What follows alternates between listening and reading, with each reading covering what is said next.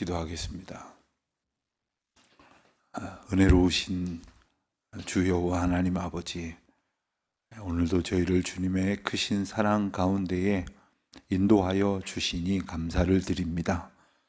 무더운 여름날들을 지내면서 저희들의 몸과 마음이 때로는 참 지쳐가기 쉽사오며, 또한 이 어려운 힘든 시기를 지나면서 저희들의 믿음이 연약해지기 쉽사오나 이만큼의 은혜를 베풀어 주셔서 이 아침도 이처럼 주의 전에 나와 예배하는 가운데, 찬송하는 가운데, 간절한 마음으로 기도하는 가운데 시작할 수 있도록 인도하여 주심을 감사드립니다. 오직 오늘 하루가 오직 주님만을 바라보는 날이 되게 하여 주시옵시고, 주님을 바라본다는 것이 무엇인지를 더욱 구체적으로 깨달아가고 경험하는 날이 되게 하여 주시기를 기도드립니다. 저희가 짧은 생각 속에서 원하는 것이 이루어진다고 기뻐하는 것이 아니라 주님의 뜻을 알아가는 것으로 인하여 기뻐하게 하여 주시옵소서. 기꺼이 저희 생각이 버려지는 기쁨을 누리게 하여 주시옵시며, 저희가 욕망에 살고 있었던 자아로부터 벗어나 오직 하나님의 나라와 하나님의 뜻을 구하는 믿음의 삶을 스스로 보는 기쁨과 감격이 충만하게 하여 주시기를 기도드립니다. 하나님, 저희가 또한 남의 것을 내 것으로 삼으려는 것이 아니라 내 것이 남의 것이 될 수 있도록 기꺼이 섬기며 사랑하며 베풀며 나눌 수 있도록 주께서 저희에게 주신 은혜가 흘러넘치는, 그리고 흘러가는, 전달되어지는 귀하고 복된 시간을 살게 하여 주시기를 기도드립니다. 하나님, 간절히 바라고 원하옵기는 저희에게 주신 것으로 인하여 감사할 줄 알게 하시고 기뻐할 줄 알게 하여 주시사, 오직 믿음으로 삶을 고백하며 살아가는 저희들 되게 하여 주시옵소서. 하나님, 저희들은 때로 짜증내고 있는 나 자신을, 불평하고 있는 나 자신을 누구에게든지 원망하지 못해서 마치 조바심을 내고 있는 것 같은 저희 자신을 볼 때가 있습니다. 주여, 저희들의 부족함을 불쌍히 여겨 주시기를 간절히 기도드립니다. 저희에게 믿음을 부어 주시고 거룩한 성품을 날마다 더하여 주시옵소서. 그리하여 세상의 생각으로 사는 것이 아니라 하나님의 생각으로 살아가는 기쁨으로 충만케 하여 주시옵소서. 하나님, 무더운 날씨가 계속되고 있는 중에 예배당 공사장에서 수고할 인부들을 생각하니 미안한 마음, 또 송구한 마음이 참 가득합니다. 저희가 해야 할 일들을 이제 대신해 주느라고 수고하는 많은 인부들을 하나님께서 긍휼히 여겨 주시옵시고 저들을 위로하여 주시옵시며, 저들이 지치지 않고 그 일 잘 감당할 수 있도록 은혜를 더하여 주시기를 기도드립니다. 햇볕이 뜨거울 때는 이제 그 안에 있는 공사들을 또 하게 될 것이고, 또 비가 올 때에는 또 비가 오는 대로 가능한 공사들을 찾아 해낼 것입니다. 이런 어떤 상황 속에서도 공사가 잘 이루어질 수 있도록 이 공사 관계자들, 특별히 현장 책임자들에게 지혜를 더하여 주시기를 기도드립니다. 그리하여 모든 것이 잘 순조롭게 이어질 수 있도록 어떤 상황에서도 준비한 모든 공정, 그 공사의 모든 과정이 잘 수립되어지고 이루어질 수 있도록 주님 은총 베풀어 주시기를 기도드립니다. 우리 성도들 한 사람 한 사람 주님께서 지켜주시는 가운데 연약한 이들이 치료함을 받을 수 있도록 도와주시고, 또 병원에서 입원하고 또한 수술하고 또한 여러 가지 검사와 진단을 통해서 치료의 방법을 잡아가고, 그렇듯 여러 가지 하나님의 은혜의 과정 가운데 있는 교우들의 소식을 듣습니다. 하나님, 저희의 연약함은 어찌 보면 당연한 것이오나 그때 하나님의 도우심을 얻는 은혜의 기회인 줄 알고 귀하고 복된 경험으로 한평생 고치시고 낫게 하시는 하나님을 만나는 감격으로 그 하나님의 사랑을 기억하여 살아갈 수 있는 출발점이 되게 하여 주시옵소서. 이 아침에 저희들 마음 가운데 하늘의 평강을 더하여 주시기를 원하오며, 주의 주신 사명으로 충성하고자 할 때에 우리 주님 주시는 은혜와 평강으로 가득하게 하여 주시옵소서. 감사하오며 예수님의 이름으로 기도드립니다. 아멘.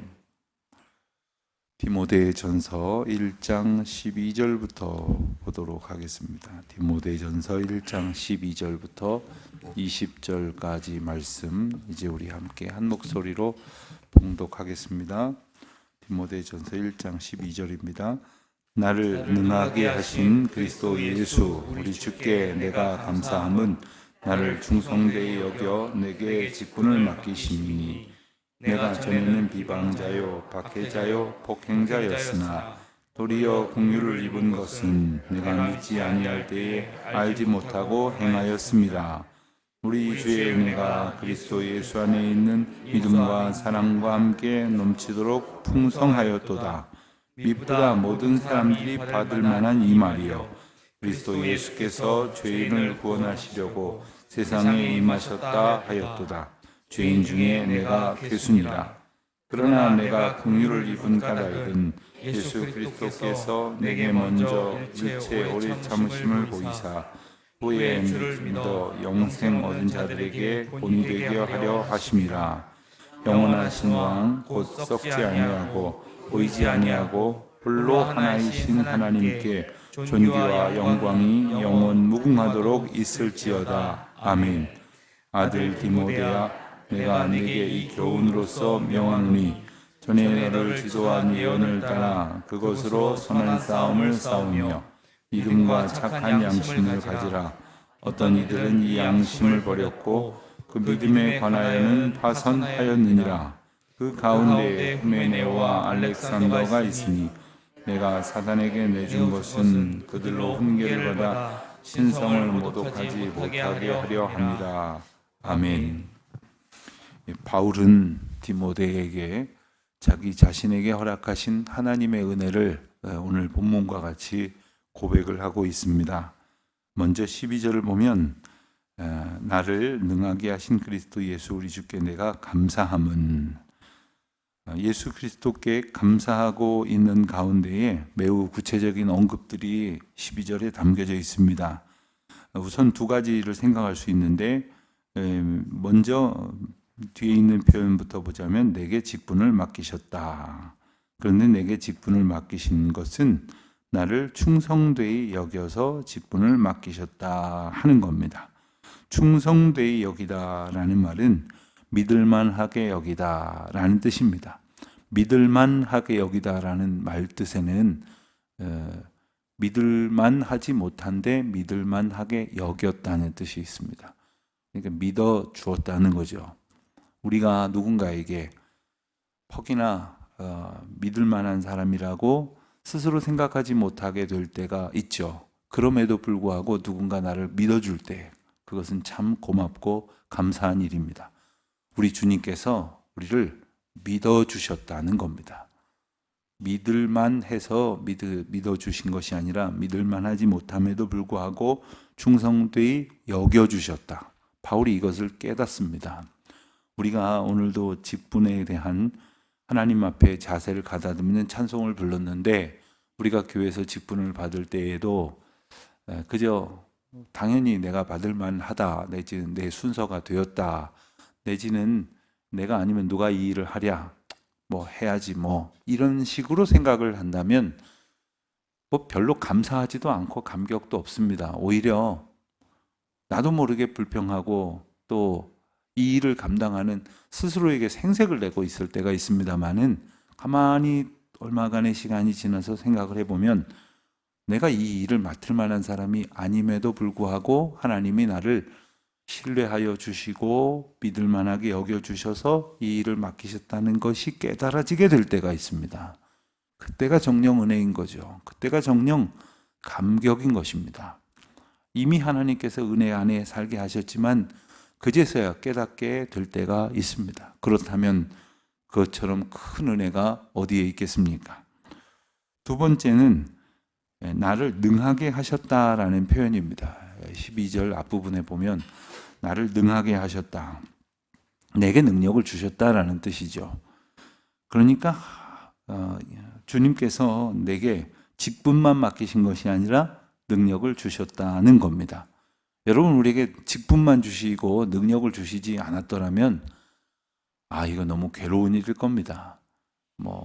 어찌 할 수도 없고, 그리고 그 일을 하자니 능력이 없고, 하지 않자니 하지 않을 수 없는 그런 상황 속에서 그 직분이 우리에게 짐이 되고 부담이 될 수밖에 없고 마침내 고통스러울 수밖에 없겠지만, 바울에게 하나님께서 직분과 함께 능력을 주셨다. 우리에게도 마찬가지입니다. 직분을 주실 때에는 능력을 함께 더하여 주시고 그 직분을 감당하게 하시는 은혜를 이제 누리도록 인도하여 주신다는 거죠. 그 직분을 또한 옷을 입는다, 이런 표현을 우리가 쓸 때가 있습니다. 마치 관직에 있다가 퇴직을 하게 되면 옷을 벗었다, 이런 표현을 쓰기도 하지 않습니까? 그런데 이 직분이라고 하는 것은, 옷을 입는 것은 마치 나를 가리는 것과도 같습니다. 우리가 법정에 가면 법관들이 이렇게 법복을 입습니다. 법복을 입는 그 의미가 이 자기 자신, 자연인 자기 자신을 가리는 겁니다. 그리고 누군가를 이제 판단하고 그 상황을 결정할 수 있는 권위를 부여받았다는 의미가 있는 것이죠. 우리에게 하나님께서 그리스도의 옷을 입게 하셨다. 그것은 우리의 능력은 가려지고 그리스도의 능력으로 덧입게 되었다. 우리의 생각과 우리의 사랑이 아니라 그리스도의 사랑으로 살게 하셨다 하는 은혜를 베풀어 주셨다는 거죠. 바울이 또한 감사한 것은 자신이 이런 능력과 직분을 받을 만한 사람이 아니었다는 깨달음이 있었기 때문입니다.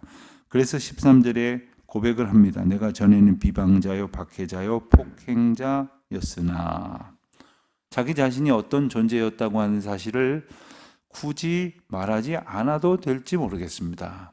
디모데는 나중에 만난 사람이고 바울에게 있어서는 연배가 15살에서 20살 가까이 차이가 나는 사람이기 때문에 굳이 말 안 하면 모르고 지나갈 수도 있을런지 모릅니다. 그러나 바울은 그의 서신 곳곳에서 자신이 예수님을 만난 이야기와 그리고 그 이전에 예수님을 만난 후와는 전혀 다른 삶을 살았다고 하는 것을 종종 피력을 합니다. 그러면서 자기 자신을 이렇게 아주 적나라하게 드러내고 있죠. 그 이유가 무엇입니까? 지나간 이야기를 하는 것은 바로 오늘의 은혜를 고백하기 위함입니다. 지나간 삶의 결과로 나는 도저히 이와 같은 은혜를 얻을 자격이 없는 사람인데 은혜를 얻었다. 하나님께서 우리에게 은혜를 베푸신 그 놀라운 그 과정을 바울은 생생하게 경험을 한 사람입니다. 믿지 아니하였을 때 과거를 통해 본다면 그는 그의 결과대로 살 수밖에 없을 것이지만 하나님께서는 긍휼을 베푸셨다. 믿지 아니할 때에 알지 못하고 행하였던 일을 불문에 붙이셨다 하는 겁니다. 우리라면 어떻겠습니까? 모르고 그랬다는 식에 대해서 우리는 어떻게 반응하겠습니까? 바울이 사실 모르고 그랬던 것도 있지만 알고 그런 것도 있었습니다. 예수님에 대해서 예수 믿는 사람을 핍박하고 심판하러 다녔을 때에 그가 몰랐던 것과 아는 것이 함께 있었습니다. 그럼에도 불구하고 예수님께서 베푸신 것을 긍휼이라고 표현할 수밖에 없을 만큼 그는 놀라운 은총을 얻었음을 고백을 하는 거죠. 그래서 다시금 찬송을 합니다. 14절에 보면 주의 은혜가 그리스도 예수 안에 있는 믿음과 사랑과 함께 넘치도록 풍성하였도다. 은혜와 믿음과 사랑이 넘치도록 풍성했다. 이것은 자신의 공로가 아니라 오직 하나님의 전적인 은총으로 가득했다라는 사실을 다시금 고백하는 것이죠. 우리 안에 하나님께서 베풀어 주신 은총을 우리는 어떻게 헤아리고 있을까요? 하나님께서 베푸신 은혜와 믿음과 사랑 때문에 풍성한 삶을 살아가게 된 것은 우리도 마찬가지일 겁니다.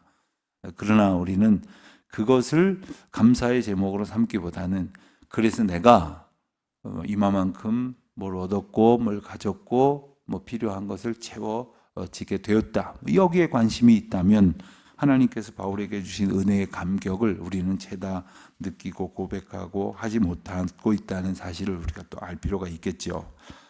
13절 상반절에 보면 자신에게 베푸신 은혜와 함께 이제 복음의 핵심적인 선언을 이렇게 하고 있습니다. 미쁘다 모든 사람이 받을 만한 이 말이요. 그러니까 이 말, 그가 전하는 이 복음은 모든 사람들에게도 주어졌다는 것이고, 그리고 이 말은 믿을 만한 말이다. 미쁘다. 믿을 만한 말이다. 라는 말을 고백을 하고 있는 겁니다. 그리스도 예수께서 죄인을 구원하시려고 세상에 임하셨다. 그러니까 예수께서 오신 이유가 분명하게 바울의 입에서 고백됩니다. 죄인을 구하시러 오셨다. 우리를 구하시러 오셨다. 그러면 여러분 이 말을 여러분 앞에서 여러분에게 들려주셨다고 한다면 아멘 하고 기쁨과 감격을 누리시겠습니까? 아니면 그래? 그게 나와 무슨 상관이지? 이런 생각을 가지시겠습니까? 만약에 전자의 경우라고 한다면 내가 죄인인 것과 내가 죄인 되었으나 하나님의 긍휼로 구원을 얻게 되었다는 사실을 나에게 주신 은혜로 깨달았다는 뜻이 될 것이고, 그렇지 않게 느꼈다고 한다면 나의 죄인됨을 스스로 깨닫지 못한 까닭에 죄인을 구원하러 오셨다는 그 말씀에 감격하여 반응하지 못했다고 말할 수 있을 것입니다. 바울은 그러면서 말합니다. 내가 죄인 중에 괴수다. 죄인 중에 괴수다. 그러니까 그냥 나도 죄인이다가 아닙니다. 내가 그 중에 가장 큰 죄인이다 라고 말을 하고 있는 거죠. 그런데 지금은 이렇게 큰 은혜를 얻었다라는 겁니다. 언제나 하나님께서 베푸신 은혜에 자신을 비추어 보았더니 죄인 중에 괴수였던 나를 이렇게 구원하셨다. 그러면 바울을 택하사 은혜를 주신 이유가 뭘까? 16절에 보면 내가 긍휼을 입은 까닭은, 그러니까 하나님께서 바울에게 이와 같은 긍휼을 주신 은혜를 또한 이렇게 고백을 합니다. 예수 그리스도께서 나 같은 사람을 오래 참으셔서 내게 이렇게 오래 참으신 것을 몸소 보이심으로 다른 사람들에게 영생 얻는 기회가 되게 하시고 영생 얻는 복을 얻게 하셨다. 이 말입니다. 어떤 분이 그러더라고요. 교회에 갔더니 아주 다 인격적으로 훌륭하고 부럽고 세상에서 성공하고 그리고 내놓으라 할 만한 그러한 분들만 있는 것이 아니라 그 중에는 아프고 그리고 가난하고 그리고 고통스럽고 세상에서 실패하고 그리고 속 썩는 일로 가득하고 이러는 분들이 너무 많더라. 그런데 그들을 하나님께서 구원하셨으니 나도 그 구원의 은혜를 한 조각 얻을 수 있지 않겠을까요? 이런 말씀하시는 분들을 본 적이 있어요. 우리가 처음에는 그 영적인 것에 크게 이렇게 주목하지 못하게 될 때가 있습니다. 하나님께서 베푸시는 그 구원의 역사를 자세히 깨닫지 못할 때가 있습니다. 그러나 주변에 있는 사람들을 보면서 깨달아가는 것들이 있습니다. 그런데 하나님께서 저 사람을 통해서 놀라운 구원의 역사를 이루셨다는 것을 듣게 되고 보게 되고 알게 되고 또 이 사람을 통해서 하나님께서 이렇게 개입하시고 저렇게 간섭하셨다고 하는 사실을 또 듣게 되고 보게 되고 알게 될 때에 이제 그와 같은 길로 인도하시는 자기 자신의 하나님의 주신 은혜를 이제 생각해 갈 수 있게 될 것이라는 것이죠. 바울은 지금 그와 같은 고백을 하고 있는 겁니다. 그러니 나 자신과 하나님 사이의 문제일 뿐 아니라 나를 사용하신다는 것에 대해서 감격하고 있는 겁니다. 여러분, 우리는 모두 하나님 앞에 존귀한 자녀들입니다. 그런데 하나님은 우리를 존귀하게 여겨 구원하신 것으로 끝내신 것이 아니라 부족한 우리를 도구 삼으셔서 다른 사람들에게 그와 같은 큰 은혜를 베푸시는 귀한 하나님의 방편으로 사용하셨다는 거예요. 여러분을 통해서 누군가가 그와 같은 고백을 하실 것이고 또한 하시는 분도 있으실 줄 압니다. 나는 어느 권사님, 어느 집사님, 어느 장로님 보면서 정말 믿음을 붙들 수 있었다고. 나는 우리 구역 식구들 보면서 정말 흔들릴 때 주님을 의지할 수 있었다고. 이럴 때 서로가 하나님의 방편이 되고 하나님의 은혜와 긍휼의 도구가 되어지는 것 아닙니까? 바울은 지금 자기 자신을 그렇게 부르시고 사용하시는 하나님의 은혜 앞에 찬송을 17절처럼 하고 있는 겁니다. 그리고 나서 18절 말씀을 보면 18절 이하의 말씀을 보면 바울에게 주는 권면과 또한 경고의 말씀이 나옵니다. 먼저 말하기를 내가 네게 이 교훈으로 명하노니 전에 너를 지도한 예언을 따라 선한 싸움을 싸우라 합니다.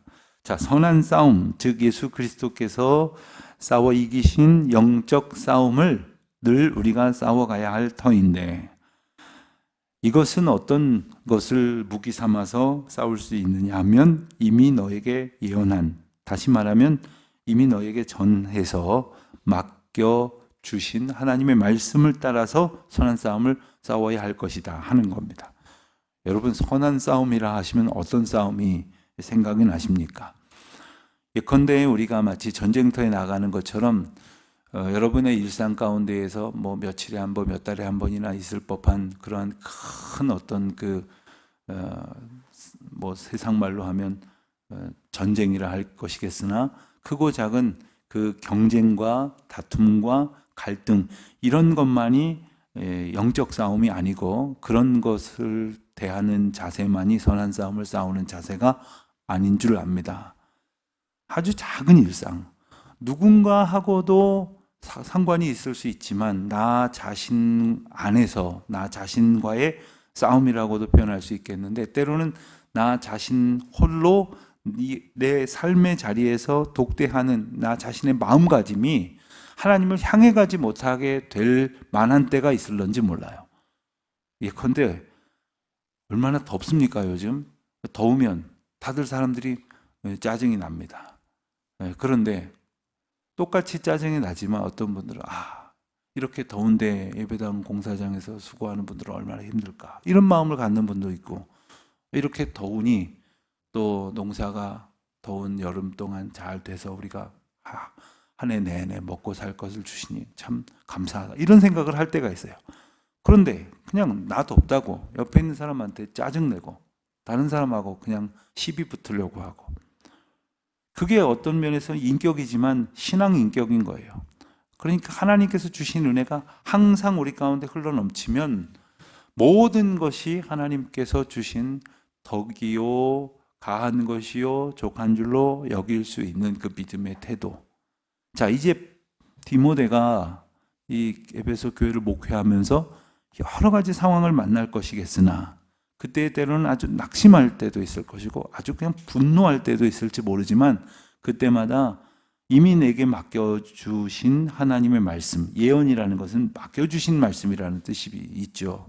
그래서 하나님께서 맡겨주신 그 말씀을 가지고 버텨내는 거예요. 그 말씀을 가지고 싸워내는 거예요. 그 말씀을 가지고 물리치는 겁니다. 그래서 선한 싸움으로 믿음과 착한 양심을 가지라. 여기서 가지라는 것은 계속해서 이미 가진 것을 계속해서 가지고 살아가라라는 뜻입니다. 그러니까 하나님께서 우리에게 믿음을 주셨습니다. 선한 양심을 주셨습니다. 이 착한 양심이라 할 때 이 착하다라는 말은 그리스도께서 가지고 계신 선한 목자의 성품과도 같은 겁니다. 그 성품을 가지고 붙들고 의지하며 살아가라 하는 것입니다. 그런데 이것을 가지고 살아가지 못하는 사람들은 어떻게 되느냐? 그 양심을 버리고 믿음에 관하여 파선하였다. 양심도 없냐? 이런 말 합니다. 그 말은 뭡니까? 하나님께서 주신 마음으로 살지 않고 세상에서 만날 수 있는 욕심으로 살아가기 때문에 그런 말 듣는 거죠. 그러니까 우리가 하나님께로부터 믿는 자가 아니더라도 부여받은 그 마음이 있다면 그게 양심입니다. 그래서 로마서 2장에 보면은 하나님의 이름을 알지 못하는 사람은 양심이 자기에게 기준이 된다고 말씀하신 이유가 여기에 있습니다. 그런데 그 양심을 버리면 하나님께서 주신 마음의 기준으로 살아가지 않는다는 거죠. 믿음도 저버렸다는 겁니다. 그래서 20절에는 실예를 두 사람의 이름을 거명합니다. 후메네오와 알렉산더라는 사람의 이름을 거명하면서 그들이 신성을 모독하지 못하게 했는데 신성을 모독했다는 얘기죠. 그래서 믿음에 관해서 파선했다고 소개를 하고 있습니다. 이 후메네오와 알렉산더에 대해서 성경에 자세하게 나와 있지는 않습니다.